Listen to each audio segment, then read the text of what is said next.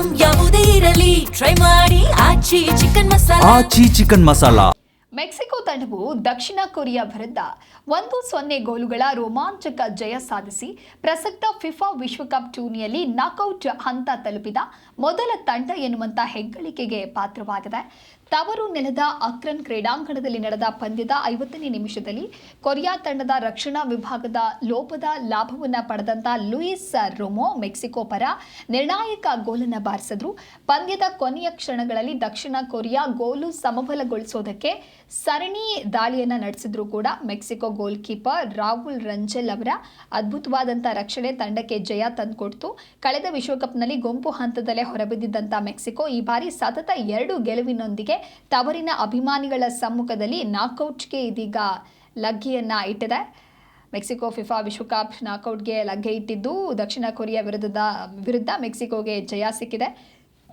Korea ಮಣಿಸಿ ವಿಶ್ವಕಪ್ ಇತಿಹಾಸವನ್ನು Mexico ಬರೆದಿದೆ. ವಿಶ್ವಕಪ್ ಟೂರ್ನಿಯಲ್ಲಿ ಮೆಕ್ಸಿಕೋ ತಂಡ ಸತತವಾದಂತಹ ಗೆಲುವನ್ನು ಸಾಧಿಸಿದೆ. ಈ ಬಾರಿ ಸತತ 2 ಗೆಲುವಿನೊಂದಿಗೆ ತವರಿನ ಅಭಿಮಾನಿಗಳ ಸಮ್ಮುಖದಲ್ಲಿ ನಾಕೌಟ್ಗೆ ಲಗ್ಗೆಯನ್ನ ಇಟ್ಟಿದೆ. ತವರು ನೆಲದ ಅಕ್ರನ್ ಕ್ರೀಡಾಂಗಣದಲ್ಲಿ ನಡೆದ ಪಂದ್ಯದ 50ನೇ ನಿಮಿಷದಲ್ಲಿ ಕೊರಿಯಾ ತಂಡದ ರಕ್ಷಣಾ ವಿಭಾಗದ ಲೋಪದ ಲಾಭ ಪಡೆದಂಥ ಲೂಯಿಸ್ ರೋಮೋ ಮೆಕ್ಸಿಕೋ ಪರವಾಗಿ ನಿರ್ಣಾಯಕವಾದಂಥ ಗೋಲನ್ನು ಬಾರಿಸ್ತಾರೆ.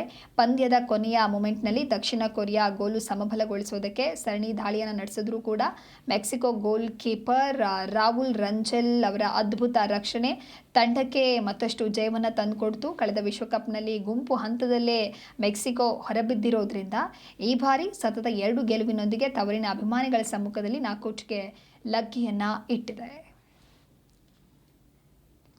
ಇನ್ನು ದೇಶದಾದ್ಯಂತ ಫುಟ್ಬಾಲ್ ಅಭಿಮಾನಿಗಳ ಉತ್ಸಾಹ ಈಗಾಗಲೇ ತಾರಕಕ್ಕೇರಿದ್ದು ಯಾವುದೇ ಅಡೆತಡೆ ಇಲ್ಲದೆ ಅತ್ಯುತ್ತಮ ಡಿಜಿಟಲ್ ವೀಕ್ಷಣಾ ಅನುಭವದೊಂದಿಗೆ ಈ ಕ್ರೀಡಾ ರೋಮಾಂಚನವನ್ನು ಸವಿಯೋದಕ್ಕೆ ಹಿಂದೆ ZEE5 ಮತ್ತು ಯುನೈಟೆಡ್ 8 ಸ್ಪೋರ್ಟ್ಸ್ನಲ್ಲಿ ಲೈವ್ ವೀಕ್ಷಿಸಿ ನಿಮ್ಮ ನೆಚ್ಚಿನ ತಂಡವನ್ನು ಹುರಿತುಂಬಿಸಿ.